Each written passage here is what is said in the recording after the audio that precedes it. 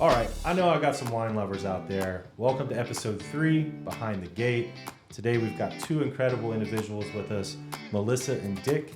They are native to Greensboro, local to the area, and have embarked on a wine venture. The name of their wine is Los Pozos. So let's hear a little bit about that. Start with who you guys are. Well, my name's Melissa, and I lived in Greensboro now for over 30 years. Awesome. And came from the Chicago area and had a great vacation in Argentina. How do you feel about the Bears? They're sad, but they're still better than the Panthers. Moving on. Moving on. Dick, tell us a little bit about yourself.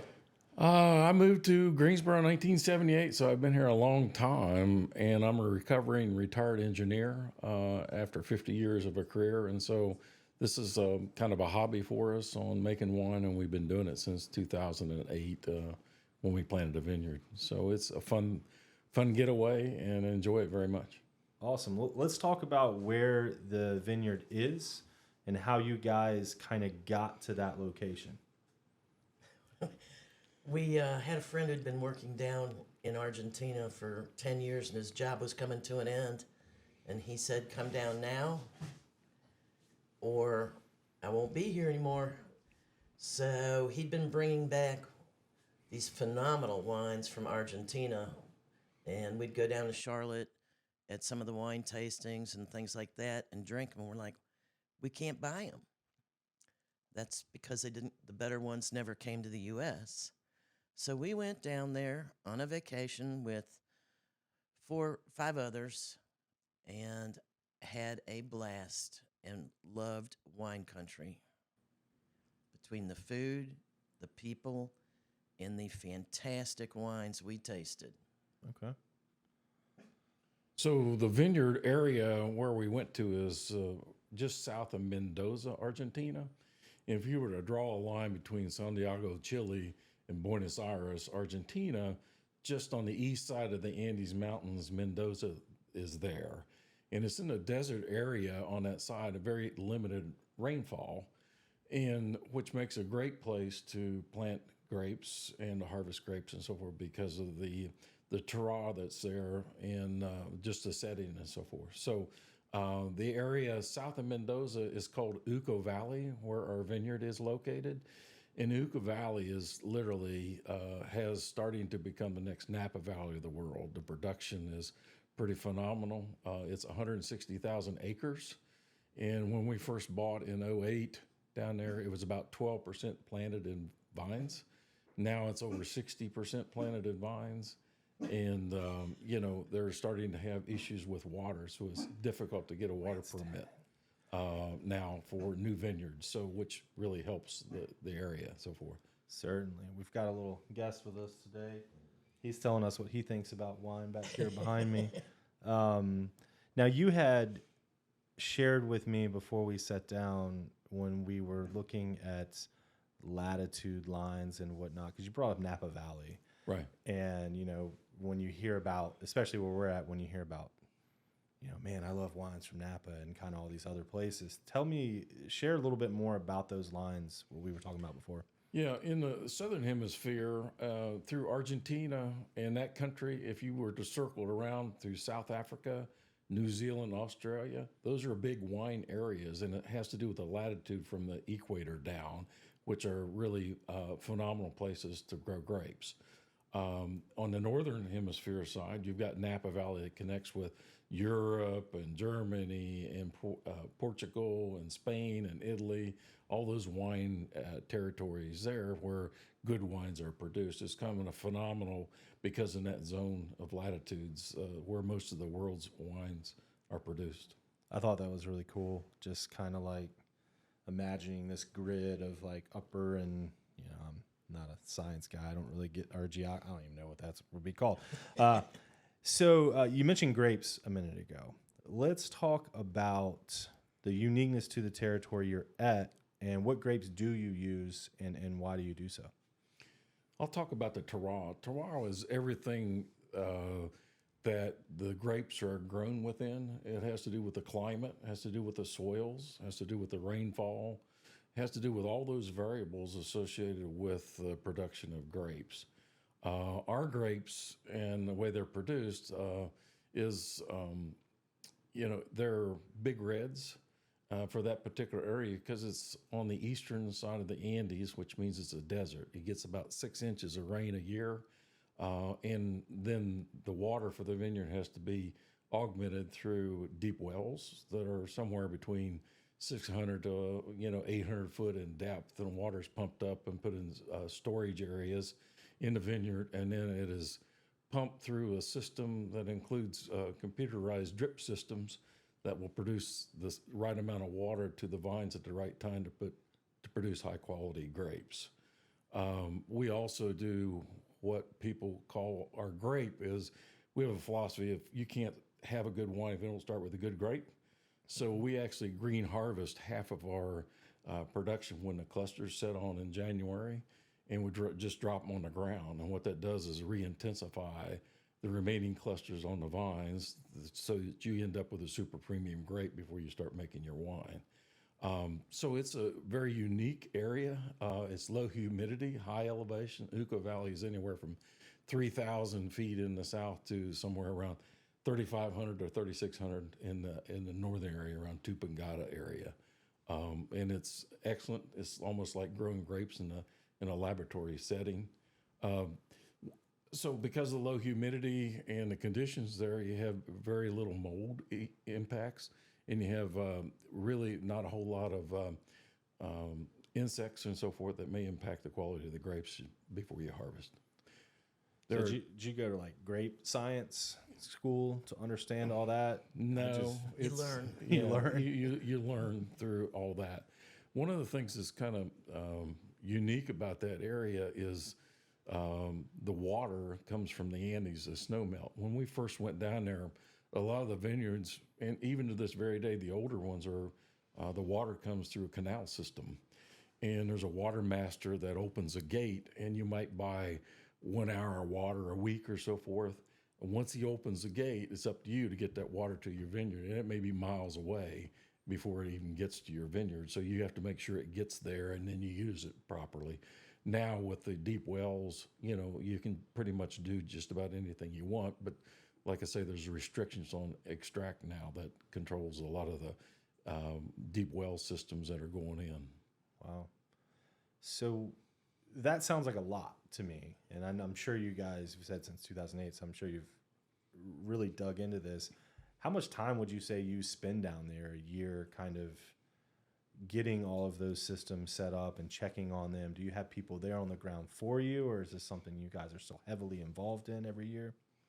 We're involved in it every year, but yes, we do have people there all the time to make sure things are being done the way we would like it done and to get the quality and everything at the right moments, because you can't be there 24/7. Certainly. And it's like they become friends, and we work with them. I talk to them weekly if everything is going fine. If it's not, you hear from them more often. Cool. So, our vineyard is in an area called the Vines of Mendoza. It's a big resort area. It's got a 5-star restaurant that's there based on Francis Mallman, who is an owner. He's a renowned international chef, and it's a 5-star restaurant there on the property. It's about 1,500 acres, so it's pretty monumental. So they have a full-time staff that does owners like ourselves and others, as well as the Vines properties. And so they do all the labor, and there's a winery there on site to where they'll take care of and finish your grapes any way you want relative to making your wine. Well, just real quick before we get into some other questions, should we have a sip of the wine? Sure. Should we do that? That's what we have them here for. Yeah. This, by the way, we started making our own wine in 2011. That is a 2014 Cab Franc. Okay. Melissa, you want to tell them about the grapes that we have? Yeah, I'm that going we to take make a wine big old from? swig of this. While you... It's 100% Cabernet Franc. Been in the barrel, was in the barrel for 19 months. We use first and second run French oak. And as was explained, we use super premium grapes, and it's just, to me, I love it. It's one of my I favorites. say, I'm going back in. This is really good. So this is the 14 Cab Franc.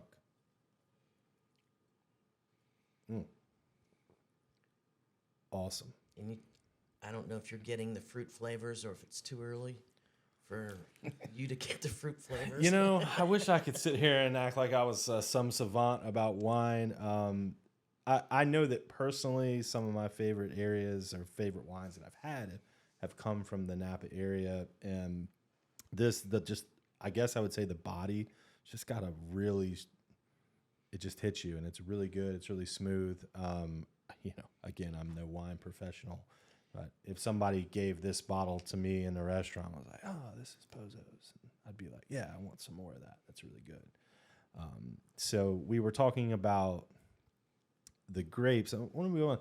The Pozo's name. Tell us about that. How did you come up with it? The significance of it, the importance of it, everything about the name. We want to know about it. You opened a can of worms. Here we go. Let's get That's it. a funny story.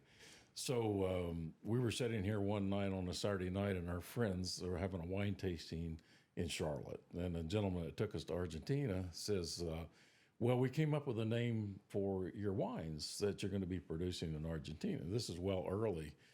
And I said, yeah, what is the name? And so he said, well, it's Pozo's. I said, Pozo's? What does that mean?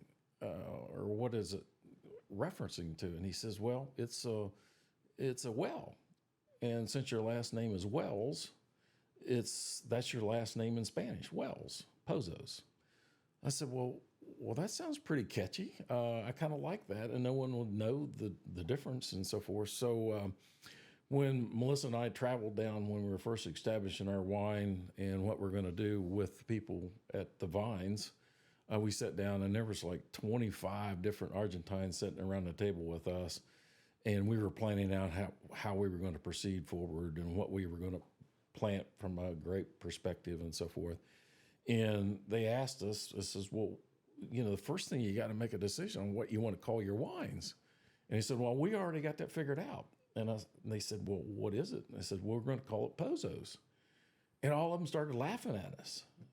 And I said, well, what's so funny? And they said, well, in Argentina, a pozo is a hole in the ground with water in it, and in pavement, it's potholes. So you're going to be making pothole wine. Do you really want to do that? And we said, the American's not going to know that, so they're going to call it Pozo's. And so that's how we came up with the name Pozo's. And we still joke about how the Argentines reacted to us making pothole wine.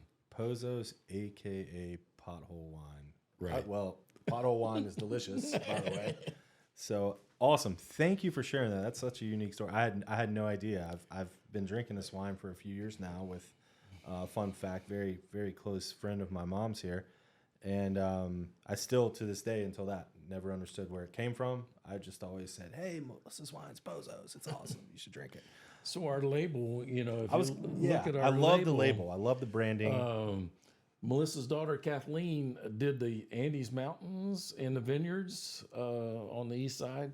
And we put the little Wells logo there, the Wells, on it. So, Can we see that?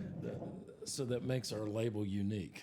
Oh, yeah. I was going to say, before you mentioned that, I love the branding. I think it's super clean, super simple. And I had no idea that Kathleen had put that together. That is awesome. And this, again, is the Cab. So I'm drinking a Cab Franc. We've got two other bottles over here. This is the Malbec. So this is the Mal. Okay, I've had the Malbec. Love the Malbec. This is the 15 Malbec. Okay. God, it's good. If anybody was wondering, it is 10:20 in the morning, and wine still tastes really good for breakfast. So, all right. So tell us a little bit about the Malbec. You know how the grapes are grown and what we do that way.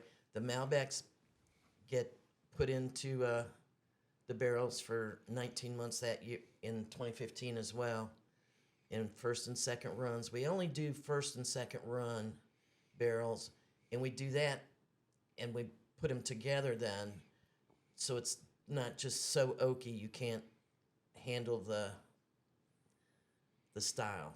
Yeah. It's a more easier drinking style, softer than all new oak.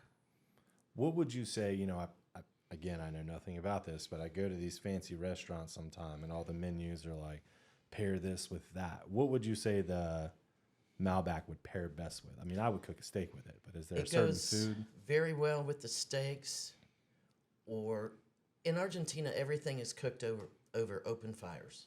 Okay. So lamb is a big thing. Heavier pastas it's real good. And big cheeses. They make all their own cheeses down. Everything has always been more natural and organic down there.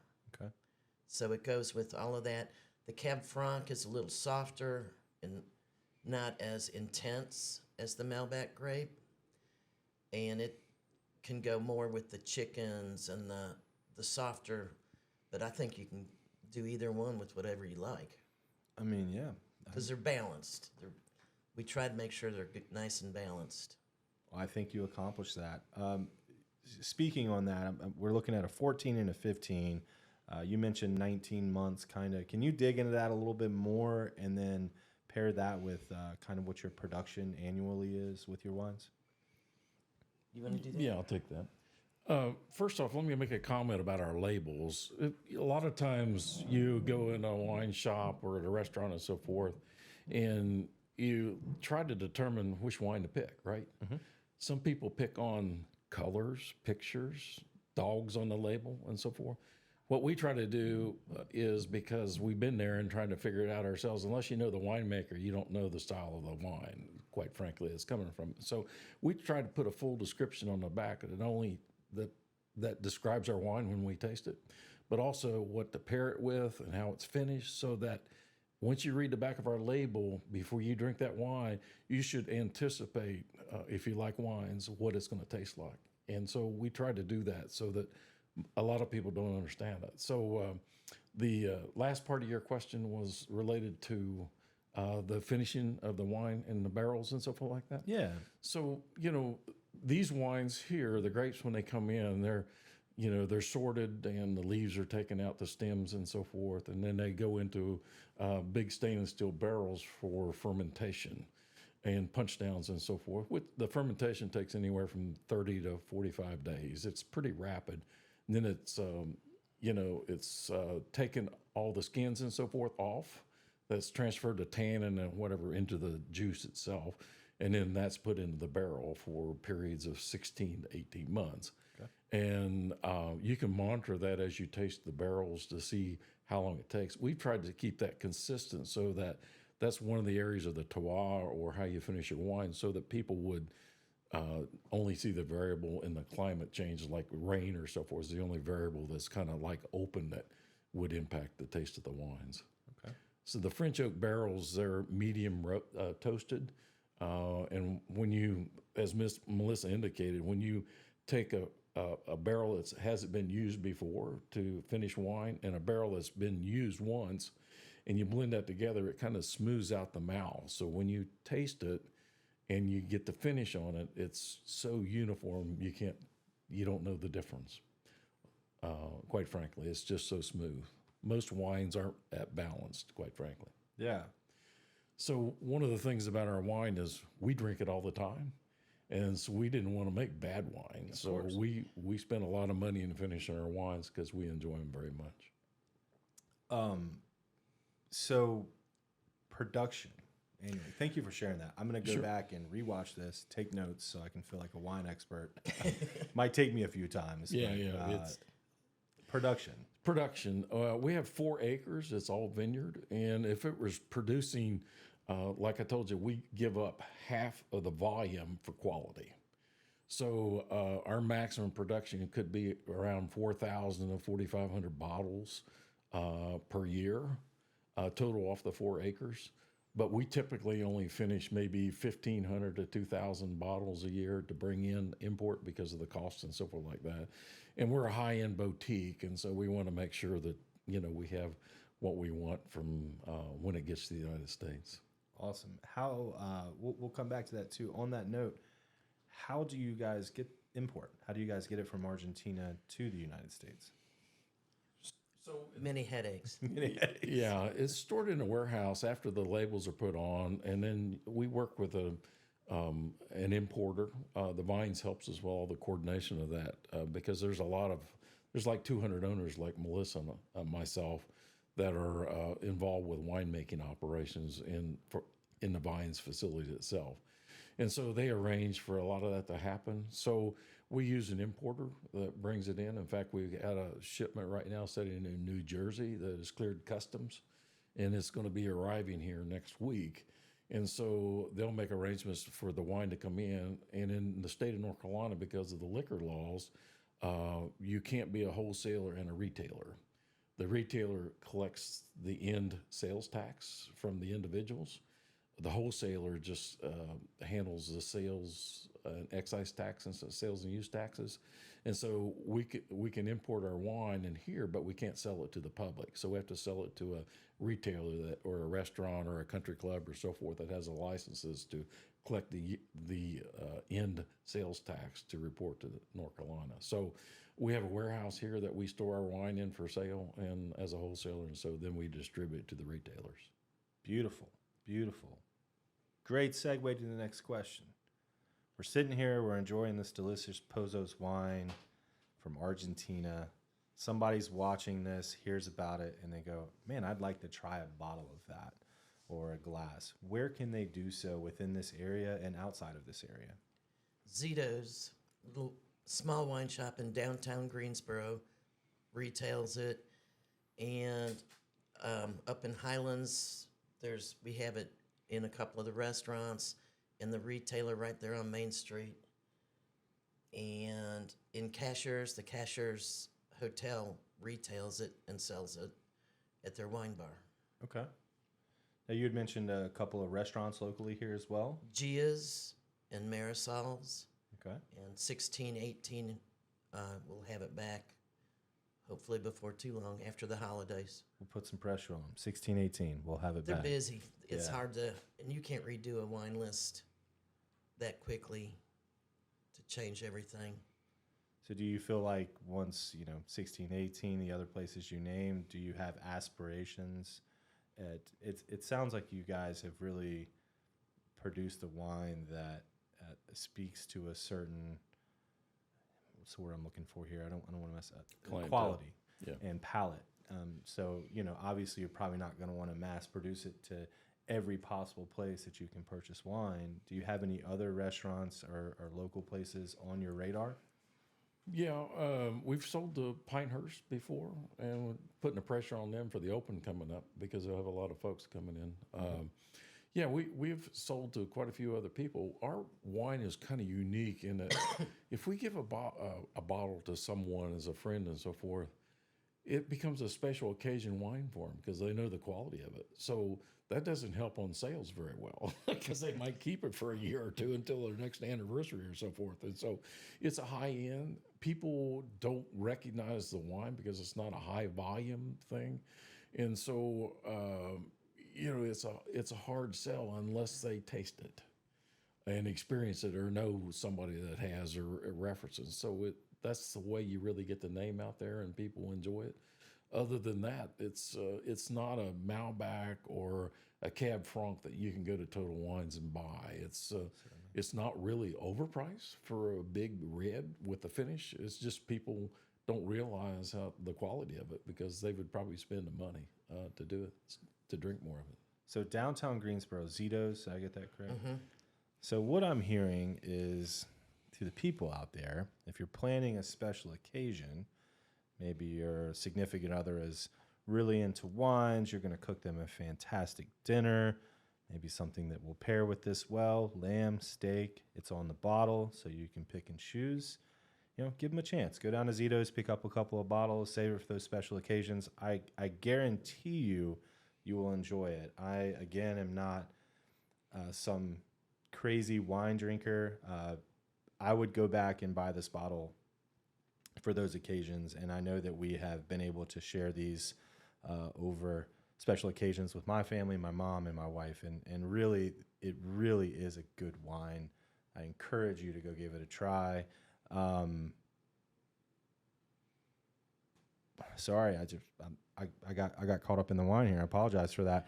I'm gonna take a second. Thomas, can you see behind us? A little bit. A little bit. Yeah. So, tell us about we're in their basement, by the way, and this is an incredible place to enjoy a glass of wine. Guys, tell us about the doors to your personal wine cellar here.